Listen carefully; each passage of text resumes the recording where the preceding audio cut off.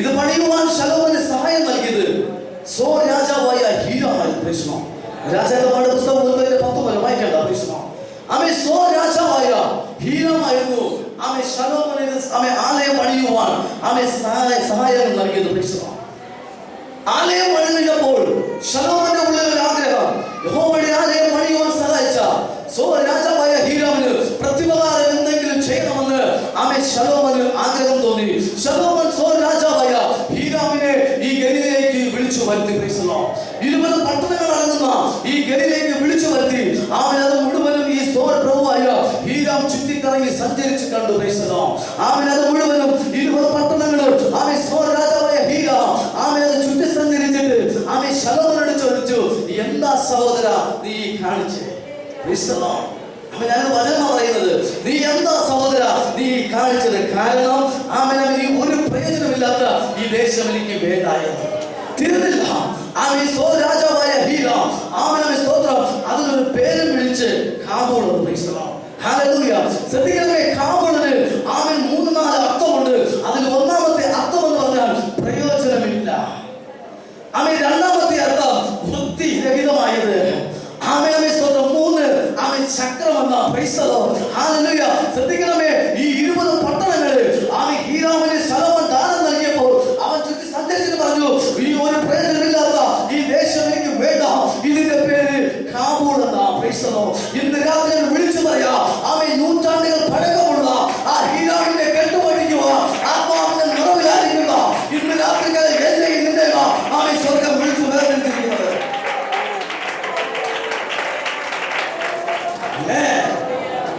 അവൻ എന്റെ ദേശം വാർത്തയില്ല. ഞങ്ങളുടെ ദേശത്തെ കുറിച്ച് അത് ഞാൻ ഇറങ്ങി തിരിച്ച സമയത്ത് കേട്ടിട്ടുണ്ട്, ഇവിടെ ഒരു പാസ്റ്റർമാരും നിൽക്കത്തില്ല. അവൻ എന്തില്ലെങ്കിലും അവർ തകർന്നു പോകും. ഹല്ലേലൂയ. എന്നാൽ ആത്മാവിന്റെ അഭിഷേകം പ്രാപിച്ച ഞങ്ങൾ അവിടെ കാൽ വെച്ചപ്പോൾ അവിടുത്തെ അന്ധകാരം ഞങ്ങളുടെ മുമ്പിൽ കീഴടങ്ങുകയാ. ഇന്ന് രാത്രി ഞാൻ വിളിച്ചു പറയാ, നീ പിശാചിന്റെ ബന്ധങ്ങളൊന്നും ഭയപ്പെടേണ്ട, നീ കെട്ടിന്റെ വലിപ്പം നോക്കണ്ട.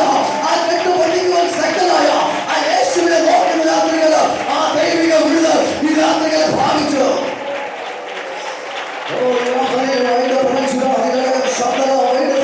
ഇന്ന് രാത്രിയുടെ ദൈവം പറയുന്നത്, നിങ്ങളായിരിക്കുന്ന ദേശത്തിന്റെ കെട്ടുകൾ ഈ രാത്രി ദൈവം പഠിക്കുക.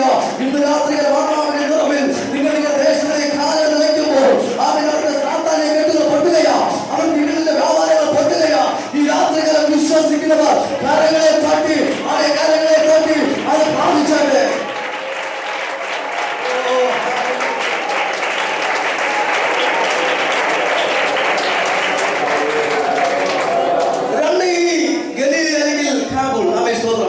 ശ്രദ്ധിക്കണം, നൂറ്റാണ്ടുകൾ പഴക്കമുള്ള സോ രാജാവായ ഹീരാമിന്റെ ഒരു മുദ്ര കിടപ്പുണ്ട്. എന്താ മുദ്ര? പ്രയോജനമില്ല. ആമേൻ ഒരു വഴിക്കും കൊള്ളത്തില്ല, ഒരു നന്മയും അവർ വരത്തില്ല, അവിടുന്ന് പ്രവാചകന്മാർ എഴുന്നേൽക്കത്തില്ല, അവിടുന്ന് അഭിഷിക്തന്മാർ എഴുന്നേൽക്കത്തില്ല എന്ന് ആമേൻ അവിടെ ഒരു മുദ്ര കിടക്കുകയാണ്. ആമേൻ. ഈ രാത്രി ഞാൻ ആത്മാവിനെ വിളിച്ചു പറയാം, നീ ആത്മാവിന്റെ നിറവോട് കൂടി ഇന്ന് രാത്രി നിന്റെ ഭവനത്തിലേക്ക് ചെല്ലുമ്പോൾ ആമേൻ വർഷങ്ങളായിട്ട് നിന്റെ കുടുംബത്തിനകത്ത് നന്മ കാണിക്കുന്നില്ല എന്ന് ആമേൻ ഒരു വിടുതൽ തരത്തില്ല എന്ന് ആമേൻ വാദിക്കുന്ന ചില മുദ്രകളെ ആമേൻ വെല്ലുവിളിക്കുന്ന ചില കെട്ടുകളെ ദൈവാത്മാവിന്റെ രാത്രിക്കാലം ഇതിനകത്തുള്ള ആമേൻ ശാസിക്കുക.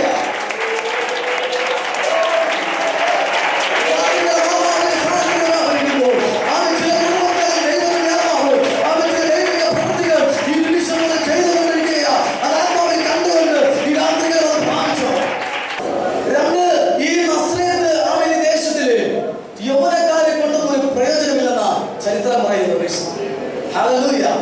ആമേൻ. ഒരു ചരിത്രകാരൻ ഇങ്ങനെ പറഞ്ഞിട്ടുണ്ട്, ഈ നസ്രത്ത് പോലുള്ള ദേശത്തിലെ ആമേൻ യൗവനക്കാര് ആമേൻ ഒരു ജോലിക്കും പോകാതെ ആമേൻ മാതാപിതാക്കൾക്ക് അനുസരണമില്ലാതെ ആമേൻ അവരുടെ സ്വയം ഇഷ്ടത്തിൽ ആമേൻ ദൈവഹിതം വിട്ടു നടക്കുന്ന ഒരു കൂട്ടം ആമേൻ തലമുറയെന്നാ പറയുന്നത്.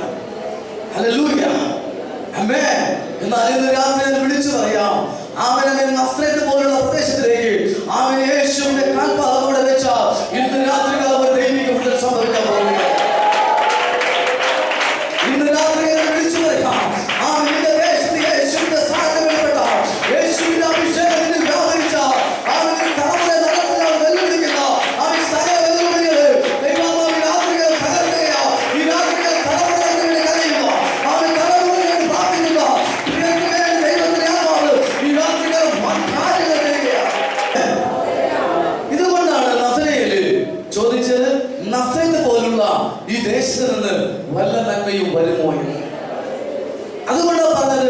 നാളിതുവരെയായിട്ട് ഇവിടെ നിന്ന് പ്രവാചകന്മാരെ എഴുന്നേറ്റില്ലല്ലോ ഒന്ന് പരിശോധിച്ച് നോക്കുക. ഇവിടെ നിന്നോ ക്രിസ്തു അവൻ എഴുന്നേൽക്കുന്നത് ഒന്ന് അവൻ നോക്കിക്കേ. ഇന്ന് രാത്രി വിളിച്ചു പറയാം, ഇന്ന് രാത്രികൾ നന്മയ്ക്കും വിടുതലിന് വേണ്ടി കരയുന്നവരെ, ഇന്ന് രാത്രികൾ നിന്റെ നന്മയുടെ രാത്രിയാ, ഇന്ന് രാത്രി വിടുതലിന്റെ രാത്രിയാ. അവൻ നിന്റെ കുടുംബത്തിൽ ഇറങ്ങുന്നതിന് ദൈവത്തിന്റെ ആത്മാവ് അവൻ കർത്താവിന്റെ വേലയ്ക്ക് വേണ്ടി അവൻ ചില യൗവനക്കാര്, അവൻ ചില പാസ്റ്റർമാരായിട്ട്, അവൻ ചില അഭിഷിക്തന്മാരായിട്ട് ദൈവത്താവ് കൊണ്ടുപോകാൻ പോകുക, ദൈവത്താവ് എതിർപ്പിക്കാൻ പോകുക. ഈ രാത്രിയെ വിശ്വസിക്കുന്ന ആ തലങ്ങളെ വികസിപ്പിക്കാതെ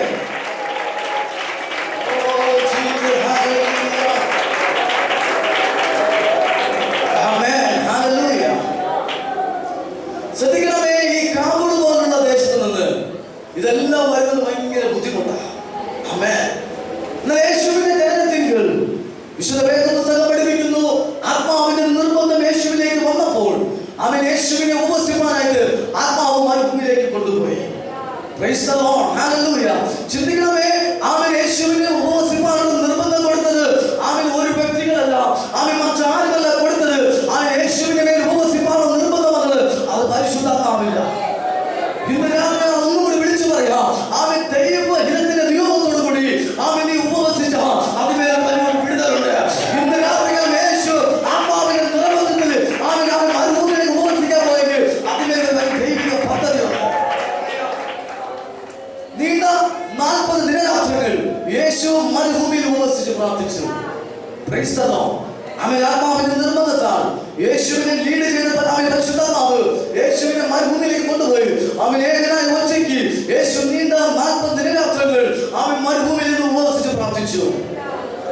ആമേൻ. അവിടെ വചനം പറയുന്നു, ഉപവാസത്തിന് ശേഷം ആമേൻ യേശു കർത്താവ് ആത്മാവിന്റെ നിറവോടുകൂടി ഇന്ന് രാത്രി എത്ര പേര് വിശ്വസിക്കുന്നു? ആമേൻ. യേശു 40 ദിവസം ഉപവാസത്തിന് ശേഷം ആത്മാവിന്റെ നിറവോടുകൂടി അവൻ ഗലീലയിലേക്ക് മടങ്ങി വന്നു. അവൻ ഇരുൾ മൂടിക്കുന്ന ദേശത്തിന് അവൻ യഹോവയുടെ വെളിച്ചം നൽകുകയാ.